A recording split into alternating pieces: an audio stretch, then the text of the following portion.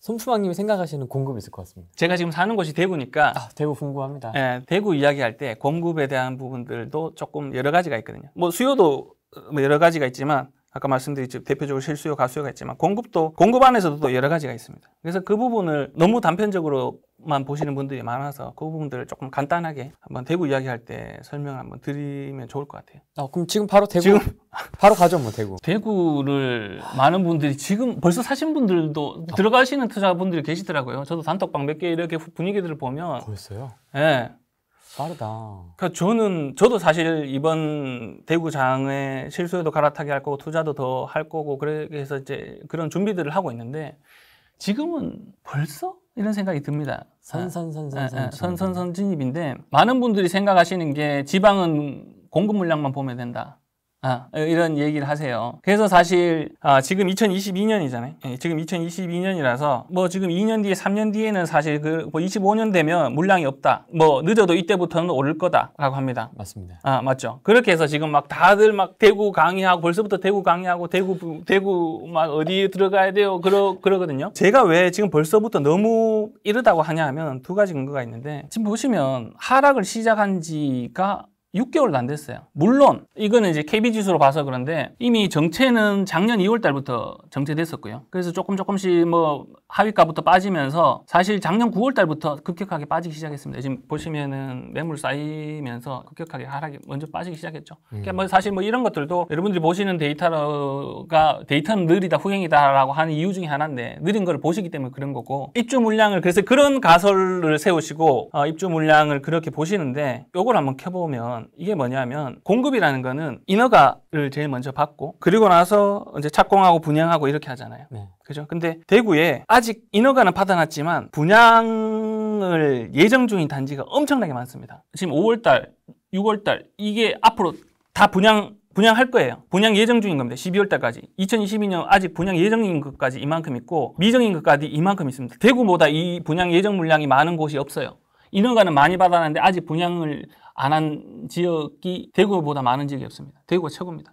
그게 무슨 얘기냐면 자 물론 여기 이제 인허가로 이렇게 보면 이게 대구의 인허가입니다. 2017년, 2018년부터 인허가를 받아놓은 게 누적 인허가 물량이 이만큼이나 됩니다. 입주 물량보다 훨씬 많은 그쵸? 것 같은데요. 당연하죠. 그러니까 누적 인허가 물량은 이만큼 많은데 입주 물량은 요거죠. 뭐 보통 인허가 받고 3년, 입주까지 3년 걸린다고 치더라도 이거에 비해서는 그냥 이렇게만 얘만 봐도 아직 인허가는 받았는데 착공하고 분양 안 한 게 엄청나게 많구나를 알 수가 있죠. 얘만 봐도. 그래서 제가 그 추정 물량을 사실 계산을 해서 이제 사실 이 분양 예정 시기에서 3년 정도 더해서 보통 3년 정도 걸리니까요. 3년 정도 더해서 이렇게 대구의 입주 추정 물량을 보니까 어때요? 25년에 이 장대 막대기가 하나 더 올라올 수 있습니다. 그러네요. 네.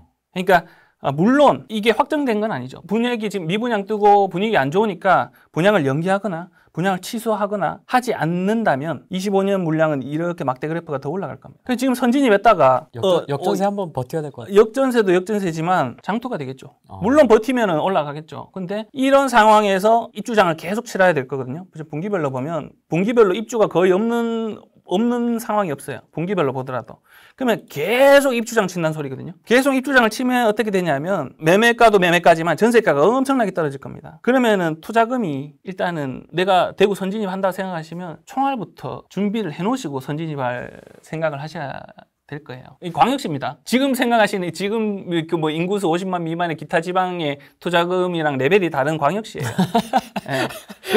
이 정도 내 투자금이면 되겠지. 그거 팔면 되겠지. 그러니까 사실 큰 장이에요. 광역시장입니다. 이제 돌아오는. 그래서 사람들이 지금 눈에 불을 켜고 있는데 많은 분들이 너무 성급하게 지금 보시는 게 있어서 그래서 사실 지금부터 대구시장을 논하기보다 올해 분양 물량 나오는 거 다 보고 내년에 사실 판단하셔도 늦지 않다는 거고 그래서 어쨌든 그러면은 손포망 너도 들어간다면 어디 들어갈 건데 라고를 보면 이게 분포입니다. 대구에도 구가 많잖아요. 그죠? 대구에도 좋은 동네가 있고 안 좋은 동네가 있습니다. 그 중에서도 근데 입주 물량을 이만큼 때려 부으면 엄청나게 쓰러질 동네가 있을 거고 입주 물량이 상대적으로 적어서 버티는 동네가 있을 거고 네. 그렇겠죠. 물론 돈이 없어서 그때 못 들어가는 상황도 있을 테지만 어디가 많이 무너지고 쓰러질 건지를 구체적으로 조금 보시는 것도 중요하죠. 그래서 시나리오를 세워놓는 거죠. 내가 마음에 고비를 하고 그럼 그 장 준비해서 지금 가지고 있는 것들을 매도 계획까지 세워놓고 더 넉넉하게 세워놓고 입주장에 전세 못 맞출 것도 생각을 하시고 그렇게 조금 보수적으로 생각을 하시고 이런 지역들이 있다는 물량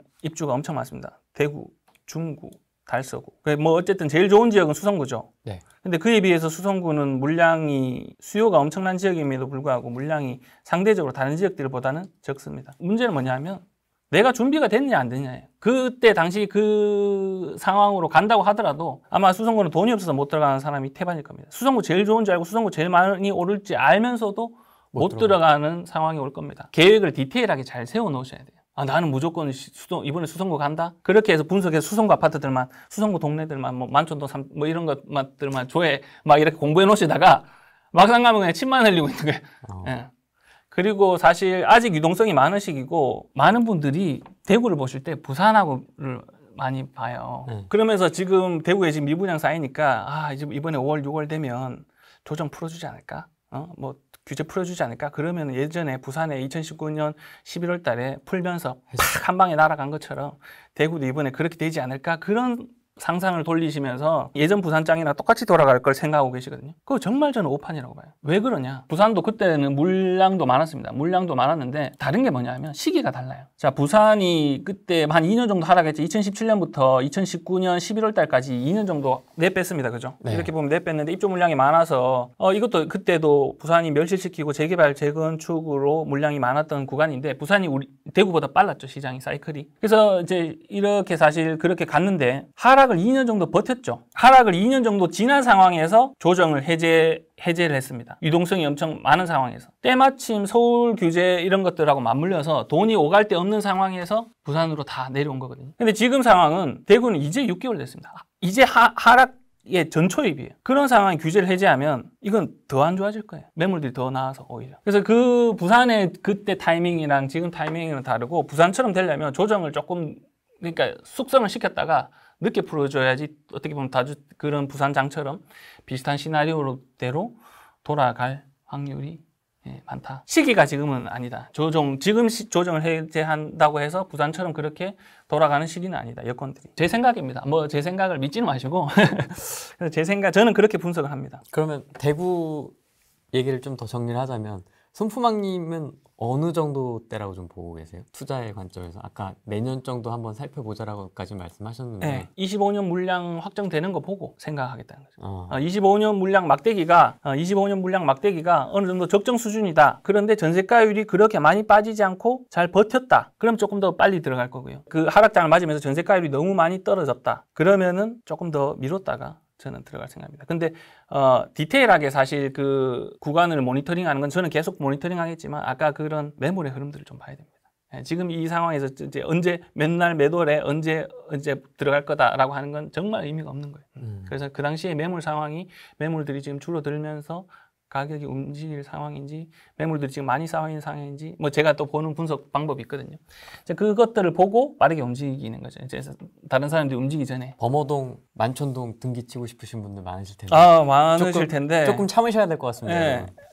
실거주는 사실 뭐 상관없을 것 같은데 그러면 지금 상황에서 뭐 수성구가 얼마나 투자금이 들어갈까? 물론 지금은 뭐 대출도 안 되는 상황이지만 20년, 30년 된 아파트 살 수는 없으니까 예를 들어서 뭐 신축으로 들어간다. 10년 이하의 신축으로 들어간다고 치면 뭐 지금은 한 3억, 2억 9천 3억 정도 되네요. 2억 9천 3억 정도 되는데 요거를 약간 더 신축으로 바꾸면 5년 이하로 하면 크게 차이는 없네. 뭐 어쨌든 4억 정도 지금 들어가는데 갭이 4억 정도죠.